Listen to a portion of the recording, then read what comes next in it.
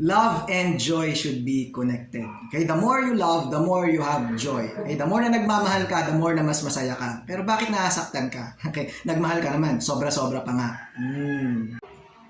My brothers and sisters out there, okay, kung madalas para kayong lagi nag-aaway ng iyong minamahal, hindi nyo ma-experience yung joy na meron dapat sa inyong relationship. Okay, most of the time, it starts when we have this wrong definition of love. When we start to think about ourselves. Okay, bakit mo ba siya mahal? Okay, mahal ko siya kasi mahal ko siya kasi lagi niya ako nilibre ng lunch, lagi niya ako pinagluluto, lagi niya akong binibigyan ng flowers, mag-valentines, lagi niya pinaparamdam sa akin na special ako eh. Siya!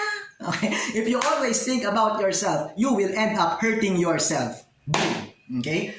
Okay? So, ayun po. Ang totoong nagmamahal ay nag-iisip ng mabuti para sa iba. You start to think good about him or her. You start to serve her. How can I help? Okay? What's better for you? Ano mabibigay ko? Ano magagawa ko para sa iyo? Okay? Start doing that. Okay? And I believe you'll start to have that joy in you. If you have the right love, and you have the right joy, then it's time for you to enjoy. Okay? But if you always think about yourself, if you always want to defend yourself, you might end up hurting yourself. Okay? So let's not do that. Okay? Gawin natin yung tamang pagmamahal at tamang joy ang makukuha po natin. You love, you have joy, and then you enjoy. Alright? Okay?